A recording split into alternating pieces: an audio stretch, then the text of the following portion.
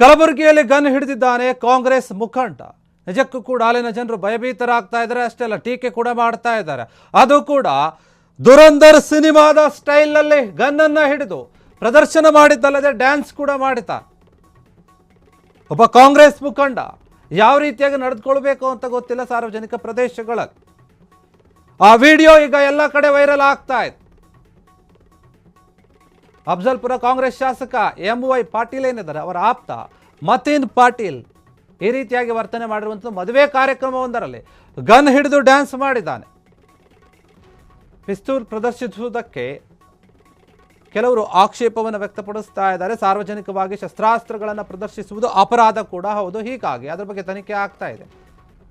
ಯಾವ ಗನ್ನನ್ನು ಪ್ರದರ್ಶನ ಮಾಡಲಾಗಿದೆ ಮತ್ತು ಅದು ಅಸಲಿ ಗನ್ನ ಅಥವಾ ನಕಲಿನ, ಇದರ ಬಗ್ಗೆ ತನಿಖೆ ಆಗ್ತಾ ಇದೆ. ಅಷ್ಟೇ ಅಲ್ಲ, ಅದು ಪರವಾನಗಿ ಅಥವಾ ಲೈಸೆನ್ಸ್ ಇರುವಂತಹ ಗನ್ನೋ ಅಥವಾ ಬೇರೆ ಏನಾದರೂ ರೀತಿಯಲ್ಲಿ ತಂದಿದ್ರಾ, ಇದೆಲ್ಲದರ ಬಗ್ಗೆ ಕೂಡ ತನಿಖೆಯನ್ನು ಮಾಡ್ತಾ ಇದ್ದಾರೆ ಪೊಲೀಸರು.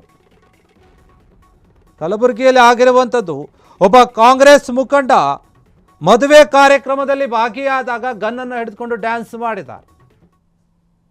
ಈ ವಿಡಿಯೋ ಎಲ್ಲ ಕಡೆ ವೈರಲ್ ಆಗ್ತಾ ಇದೆ. ಇವಾಗ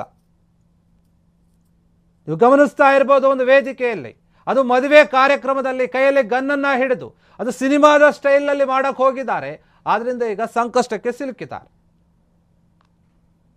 ಸಾರ್ವಜನಿಕವಾಗಿ ನಾವು ಬಂದಾಗ ಜನಪ್ರತಿನಿಧಿಗಳಾಗಿ ಯಾವ ರೀತಿಯಾಗಿ ಇರಬೇಕು ಅದೆಲ್ಲವನ್ನು ಕೂಡ ಮರೆತಂತೆ ಕಾಣ್ತಾ ಇದೆ. ಇಲ್ಲಿ ಕಲಬುರಗಿಯಲ್ಲಿ ಆಗಿರುವಂಥದ್ದು ಇದು ಮದುವೆ ಕಾರ್ಯಕ್ರಮಕ್ಕೆ ಹೋದಾಗ ಹಾಕಿದೆ.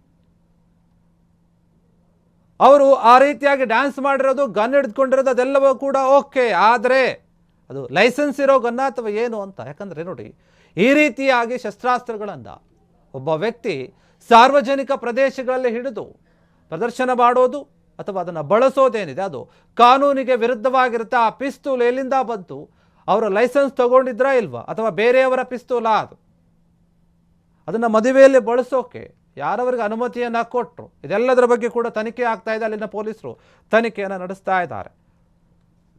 ಮತೀನ್ ಪಾಟೀಲ್ ಅಂತ ಆಯ್ತು ಹೆಸರು. ಈತ ಶಾಸಕ ಏನಿದ್ದಾರೆ, ಅಫ್ಜಲ್ಪುರ ಶಾಸಕ MY ಪಾಟೀಲ್ ಅವರ ಪರಮಾಪ್ತ ಆಗಿದ್ದಾರೆ. ಅವರ ಹಿಂದೆ ಕೆಲ ಗನ್ಮ್ಯಾನ್ಗಳು ಕೂಡ ಇದ್ದಾರೆ.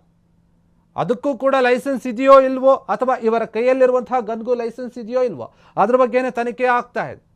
ಅದರ ಅಸಲಿಯತ್ತೇನು ಅಂತ ಇನ್ನೂ ಕೂಡ ಗೊತ್ತಾಗಿಲ್ಲ.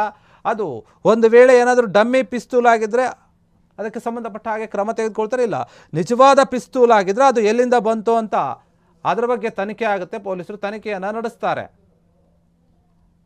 ಕ್ಷಣ ಕ್ಷಣದ ಸುದ್ದಿಗಳಿಗಾಗಿ ಫ್ರೀಡಂ ಟಿವಿ ಸಬ್ಸ್ಕ್ರೈಬ್ ಮಾಡಿ, ಲೈಕ್ ಮಾಡಿ ಹಾಗೂ ಫಾಲೋ ಮಾಡಿ. ಹೊಸ ಸುದ್ದಿಗಳ ನೋಟಿಫಿಕೇಶನ್ಗಾಗಿ ಬೆಲ್ ಐಕಾನ್ ಮೇಲೆ ಕ್ಲಿಕ್ ಮಾಡಿ.